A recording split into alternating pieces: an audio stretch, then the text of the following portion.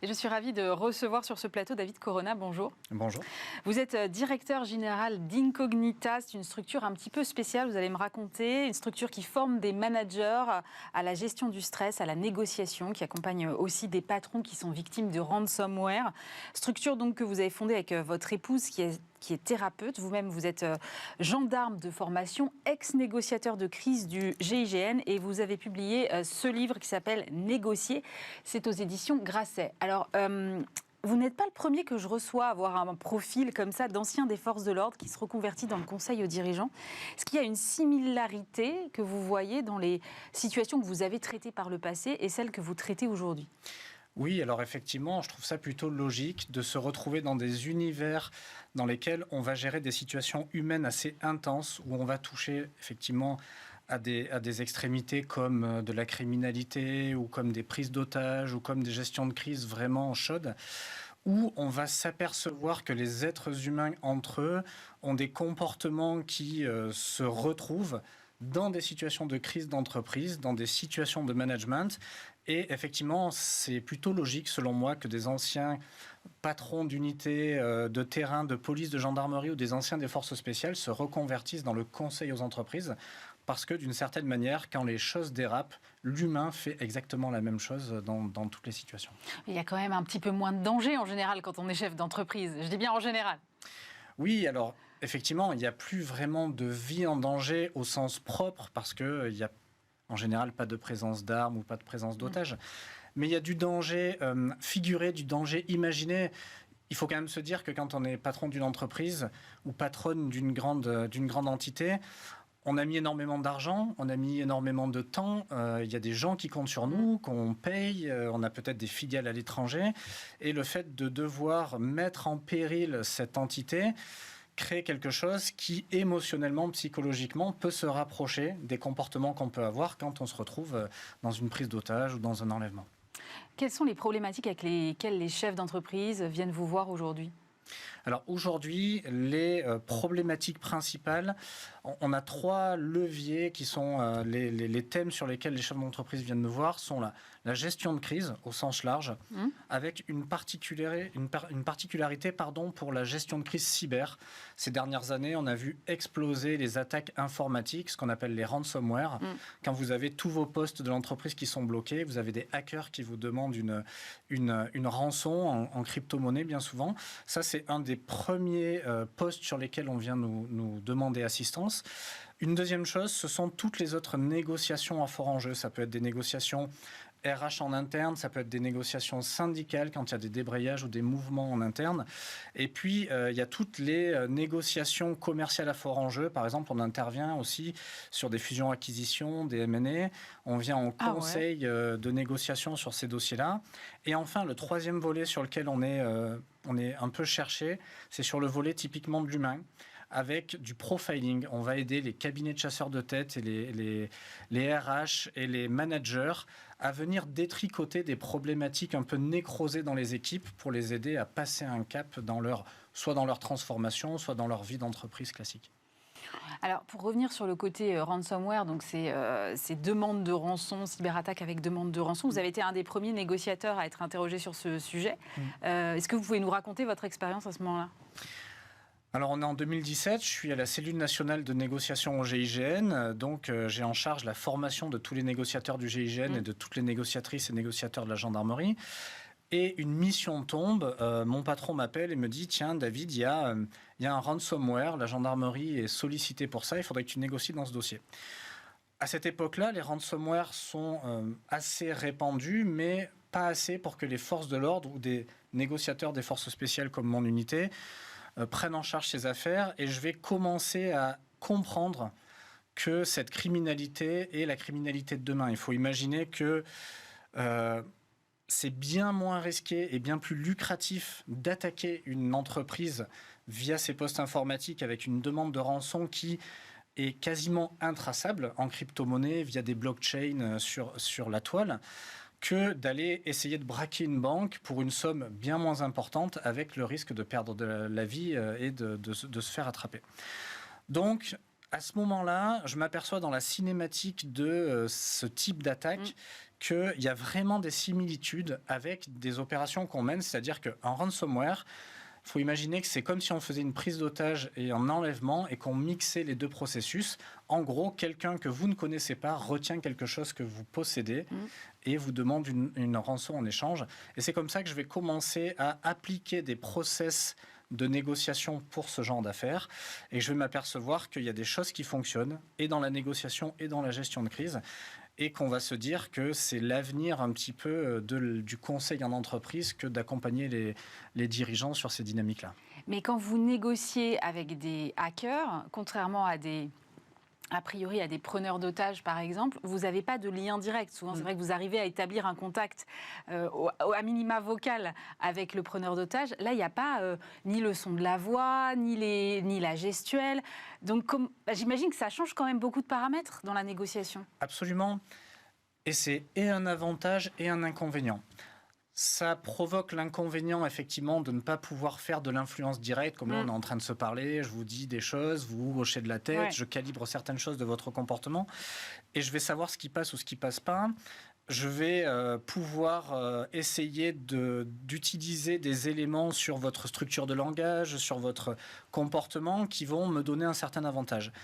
Je ne vais pas avoir cet avantage à distance, et je vais être aveugle, typiquement, et je vais pouvoir me fier qu'au rythme des échanges, au ton des échanges, au vocabulaire, et ainsi de suite. Maintenant, j'ai aussi l'avantage d'être protégé moi-même et de pouvoir trouver, on va dire, des entraves. Je vais pouvoir trouver des excuses qui ne sont pas vérifiables. Je vais pouvoir jouer avec le temps. Je vais pouvoir protéger aussi les gens qu'on conseille, qui sont les dirigeants, souvent les directeurs informatiques, les comités exécutifs, voire les actionnaires. Et on va avoir cette sécurité aussi psychologique et émotionnelle dans la négociation avec laquelle on va pouvoir jouer. Donc, c'est et un avantage et un inconvénient que de négocier avec des hackers. Vous avez dit dans une interview à nos confrères d'Ouzbek et Erika, dans la gestion d'une cyberattaque, votre pire ennemi, c'est vous-même. Pourquoi ? En fait, quand on rentre dans des dimensions où vous êtes face à une prise d'otage, à un enlèvement ou à un blocage informatique tel qu'un ransomware, la première chose qui va se passer, c'est que vous allez paniquer, vous allez rentrer dans une dimension psychologique et émotionnelle qui pourrait altérer votre capacité à prendre les bonnes décisions et à vous organiser avec votre garde rapprochée, votre CODIR, votre COMEX. Et donc, c'est pour ça que notre vision qui est systémique, globale de la gestion de crise, est un petit peu quelque chose qu'on porte dans notre vision de ce qu'on doit faire dans ces dimensions-là, parce que il va falloir gérer l'humain, il va falloir gérer l'organisation, il va falloir gérer la capacité à prendre des décisions. Et ensuite, une fois qu'on est bien posé dans ces dynamiques-là, ça va être assez simple de donner des consignes et de donner des mandats à certaines personnes pour faire telle ou telle chose. On va pouvoir organiser la communication de crise, on va pouvoir mettre en place une cellule psychologique, on va pouvoir demander aux services informatiques de quoi est-ce qu'ils ont besoin et qu'on va mettre en place dans la négociation. Ça devient assez simple à partir du moment où on a des cerveaux qui sont en capacité de gérer leurs émotions, de les ventiler et de prendre des décisions derrière. Ça veut dire qu'on peut négocier avec soi-même pour arriver à un peu plus de rationalité ? C'est un peu l'objet de ce livre, c'est de se dire, la négociation, elle a vraiment un sens large dans notre vie. Il y a effectivement les petites négociations du quotidien, les négociations commerciales, les négociations criminelles, mais il y a aussi les négociations avec soi-même, avec qui on est, avec notre fonctionnement et avec les êtres humains qui nous entourent. Et effectivement, ça commence par ça, cette hygiène un petit peu psychologique et émotionnelle pour arriver à rester fonctionnel dans la crise quand on est une dirigeante ou un dirigeant. Est-ce qu'on peut négocier avec tout le monde ? C'est mon cheval de bataille. J'ai eu cette discussion avec M. Cazeneuve, qui était ministre à l'époque en 2015, des attentats et de l'imprimerie d'Amartin-Anguel. J'ai la profonde certitude qu'on peut discuter et négocier avec tout le monde à partir du moment où il n'y a pas une pathologie psychotique ou une déréalisation qui ne permettrait pas de se dire que la personne qui est en face est vraiment là. Hormis ce sujet-là, il y a des négociations qui sont plus compliquées, qui sont plus dures à vivre et à mener. Mais je suis intimement persuadé qu'à partir du moment où la personne qui est en face de vous, elle a une histoire, elle a des liens, elle a une famille, elle a eu une enfance et des souvenirs, on va finir par trouver un moyen de l'amener quelque part où ça va être plus favorable à soit une réduction, soit une fin de crise, soit à quelque chose qui est plus apaisé en tout cas. Quelle différence vous faites entre la négociation et la manipulation? Parce que l'issue, c'est quand même bien d'amener l'autre à faire un peu ce que je veux quand même. Je dirais que c'est une question d'intention. La manipulation, c'est pas un gros mot pour nous. On se manipule toutes et tous. D'ailleurs, quand je vais chez un ostéopathe, j'espère qu'il va me manipuler dans le but que j'aille mieux. Ouais. Et en fait, le fait de se sourire, de se dire bonjour, d'avoir une certaine tenue, une attitude, c'est de la manipulation. Et la différence, la limite se situe dans l'intention avec laquelle je vais faire telle ou telle chose, dire telle ou telle chose. La négociation, c'est clairement de la manipulation. À quel endroit est-ce que j'ai envie d'amener cette personne pour qu'il y ait un consensus, un compromis ou une situation gagnant-gagnant qui puisse faire que les deux parties soient satisfaites. Nous, on a plutôt une vision éthique de la négociation où on va essayer systématiquement de faire en sorte que toutes les parties soient satisfaites, aussi dur que ce soit dans certaines situations. Parlons un petit peu de vos méthodes. Alors j'ai lu que vous emmeniez des managers en forêt la nuit, mais pourquoi faire? Quel est l'objectif? Ça nous arrive dans le cadre de séminaires de team building ou dans le cadre de mise en place de dispositifs de gestion de crise globaux dans des entreprises, de se dire on va commencer par travailler, modeler et assainir la racine de l'entreprise, les organes décisionnaires. On va prendre toutes les têtes pensantes qui sont en capacité d'être dans une même salle, sous tension, lors d'une gestion de crise, et on va les amener dans un incubateur, un accélérateur de révélation humaine, de psychologie et d'émotion, et on va les mettre dans l'inconfort. On va les emmener dans un endroit qu'ils ne connaissent pas, la nuit, sans repère, sans savoir combien de temps ça va durer, sans savoir quelle est la difficulté de l'épreuve. Et on leur fait souvent un brancardage de blessés de nuit avec des difficultés. On va dans l'eau, on passe des choses un peu difficiles. Et on s'aperçoit en faisant ça, qui est une méthode militaire tirée des forces spéciales, qu'en 2, 3, 4, 5 heures, on retrouve les mêmes fonctionnements individuels et collectifs d'une équipe que ce qu'on va avoir dans une crise dans les premières 24 heures, voire dans les premiers instants. Ah oui? Et en fait, c'est intéressant d'auditer, de diagnostiquer le fonctionnement de son système, de son organisation, pour se dire, il n'y a pas de notion de jugement de c'est bien ou c'est pas bien. Par contre, j'ai besoin de savoir qui va fonctionner et va réagir comment si jamais tout dérape. Et à ce moment-là, on va pouvoir commencer à mettre en place des process de communication ou de gestion de l'émotion. Et c'est ça qui va faire que vous allez être prêt à faire face à une situation inattendue ou une situation de crise. Dans votre livre, vous racontez que effectivement tout ça fonctionne beaucoup grâce à une sorte de, je ne sais pas si le terme est bon, mais conditionnement quand même, puisque vous répétez les mêmes exercices tous les jours, vous avez un entraînement, vous êtes formé à ça. En entreprise, on n'est pas en situation de crise tous les jours et donc le reste du temps, on va qu'à nos occupations et on ne s'entraîne pas en prévision d'une éventuelle crise. Donc comment est-ce qu'on fait durer les enseignements qu'on peut recevoir auprès de vous et votre épouse dans le temps long? C'est toute la difficulté. Si on prend le haut niveau, la performance, que ce soit dans l'art, dans la musique, dans le cinéma, dans l'entreprise, dans le sport, c'est l'entraînement et le rituel qui va mettre les gens dans des zones de confort lorsque tout dérape. C'est d'où l'idée de se dire, il y a une différence entre être préparé et être prêt. C'est ça. Faire des formations éloignées, avec des choses un peu impersonnelles, qu'on met dans un tiroir et qu'on oublie, est beaucoup moins marquant que de vivre des expériences. Et c'est pour ça que quand on s'approche d'une entreprise et quand on commence à les conditionner pour qu'ils soient prêts à faire face à l'inattendu, on va avoir des expériences émotionnelles. Il va y avoir des séquences de formation vivantes durant lesquelles on leur fait vivre des expériences. Ça peut être effectivement cette espèce de team building un peu hors du commun. Souvent, ça peut être des séquences de formation où on leur fait vivre des choses dans leur corps. C'est un peu comme une formation à la thérapie. Quand vous faites une formation à la thérapie, vous n'apprenez pas quelque chose, vous devenez quelqu'un d'autre. Et en devenant quelqu'un d'autre, vous intégrez dans votre ADN psychologique et émotionnel toute une façon de penser, des nouveaux process. Et c'est ça qu'on essaye d'apporter aux entreprises, c'est de les changer de l'intérieur et plutôt que de les préparer, les rendre prêts à être opérants au claquement de doigts quand tout va déraper. Vous avez lancé votre entreprise en 2020, donc au moment en gros où il y a eu la crise du Covid. J'imagine que là, en termes de crise, on était pas mal quand même. Vous avez dû avoir immédiatement pas mal de sollicitations finalement. Alors, ça a été un grand ascenseur émotionnel. N'étant pas du tout entrepreneur ni l'un ni l'autre, le fait de se lâcher des deux mains, d'ouvrir une entreprise à une semaine du confinement mondial, on s'était dit qu'on n'avait pas eu beaucoup de nez finalement que de monter une entreprise à ce moment-là.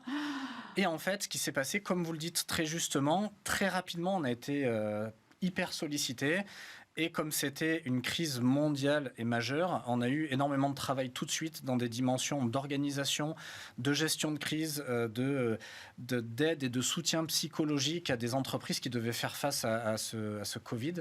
Et on a été mis par la vie tout de suite sur les rails et à pleine vitesse.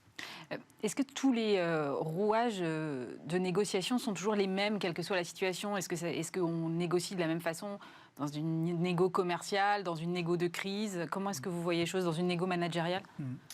En fait, ce qu'on va regarder, nous, c'est pas l'objet ou le sujet de la négociation qui n'est clairement pas l'objet. Là, si demain, vous voulez une augmentation, vous allez aller voir votre patron et vous allez lui demander une augmentation, vous allez lui demander de l'argent. L'argent n'est pas le sujet. Ce qui nous intéresse, nous, c'est quel est le levier de motivation, qu'est-ce que la personne essaye d'obtenir à travers ce moyen.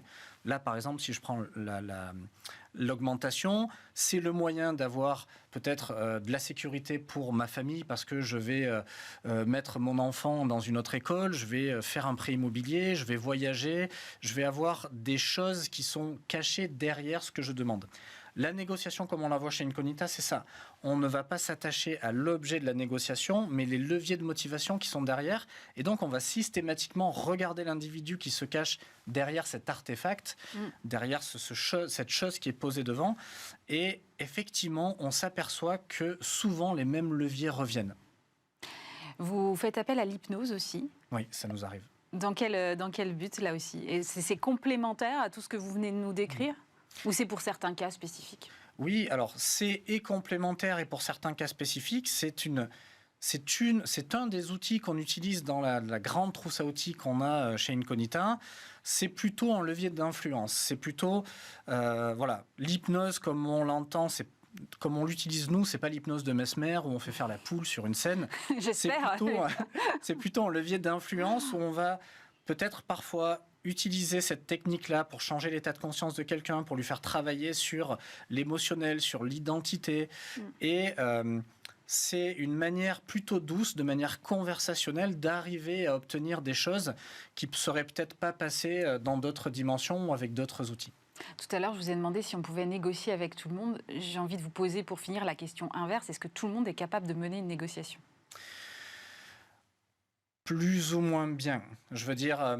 Depuis petit, on a l'habitude de mener des négociations plus ou moins habilement pour un bonbon, pour du temps, pour un objet. Et on a toutes et tous nos manières et nos stratégies de négociation, parfois par la pression, parfois par le chantage, parfois par l'affectif. Et en fait, on est toutes en mesure et tous en mesure de négocier. Maintenant, on ne le fait pas forcément de la bonne manière et avec la bonne finalité en fonction des situations. Merci beaucoup David Corona. Je rappelle que vous êtes le directeur général d'Incognita et je vous rappelle votre livre Négocier, c'est aux éditions Grasset.